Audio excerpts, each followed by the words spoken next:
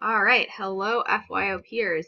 I am recording here to explain to you guys the rest of the needs assessment assignment because if you diligently watched both Christian and Brian Smith's videos, you will notice that Brian Smith's video does not go all the way to the end of the assignment. So I figured I would jump on here and just clarify some stuff with the rest of the assignment. So he went all the way down to the points of ministry contact. So I'm going to go past that and start with the lesson plan.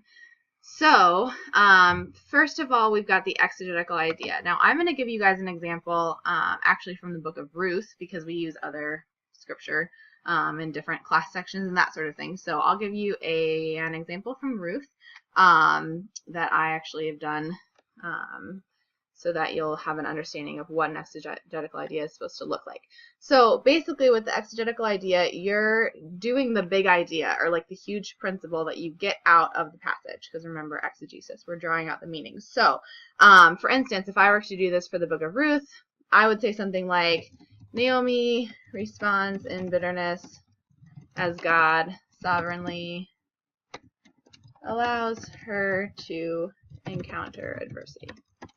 Okay, so it has a little bit of a focus because my lesson plan when I did this back in the day had a focus on bitterness and roots of bitterness. So I focused my exegetical idea a little bit on that. However, staying true to the passage's meaning because we see that the book of Ruth is a lot about Naomi and how she encounters God through these trials and sees God's faithfulness throughout it. So that is an example of an exegetical idea. So there are a lot of different ways that you can go with an exegetical idea. There's not just one magic answer that we're looking for, but as long as you're staying true to the text, you guys should be fine. So the difference between that and the pedagogical idea is that the pedagogical idea has to do with teaching. So this isn't just about the passage anymore. This is about what are you going to be teaching to your students. So to follow up with my exegetical idea, I would say something like allowing situations to affect one's attitude towards God and others, as well as allowing bitterness into one's heart is not honoring to the Lord. Okay, so that's an example of a pedagogical idea. That's not the same thing as drawing something out of the text because then at this point I'm taking it one step further. So these are not super fantastic examples, I will be honest. I did them a long time ago, so we learn, we grow. But they are examples of what these are supposed to look like. So then we get down to the last part, the 3 lesson aims. So this is where you can go into the, let's see, into the folder in Blackboard. So here's our section into week 4. You can find this chart in here. Okay, so we already were using this. The lesson aim verbs. So if you click that and download it, it'll come up with a chart like this. And you can see that the top corresponds to the 3 different lesson aims, cognitive, affective, and behavioral. So these are all verbs that you can use in order to describe what your aims are. So for instance, the first one being cognitive, students will do something, and this is where you use one of those verbs. So students will describe, choose, classify, compare, comprehend, whatever, by doing such and such. So my example here is students will become familiar with, see, I took that like literally straight from the chart. Just take yours straight from the chart because then you're guaranteed that it's what you're supposed to be doing. Will become familiar with what? With the nature of being a widow in the time of Judges, because that's true to the text. By, so then how are they going to do this? By, what did I have them do?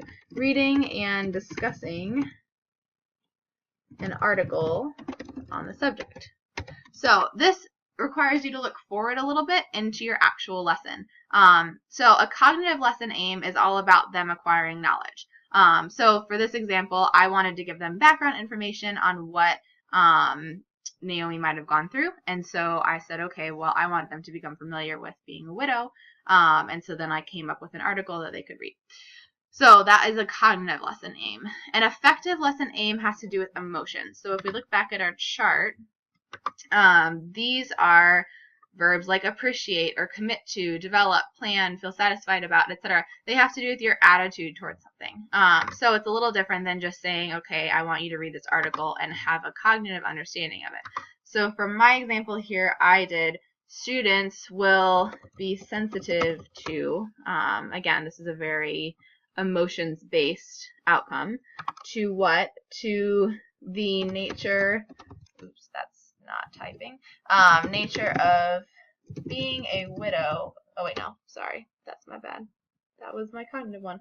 Will be sensitive to the suffering, here we go, that sounds more emotions-based, suffering of Naomi, so then how are they going to be sensitive to the suffering of Naomi? This is a woman who suffered a long time ago, and we don't know her personally, by reflecting on their past struggles and adversity.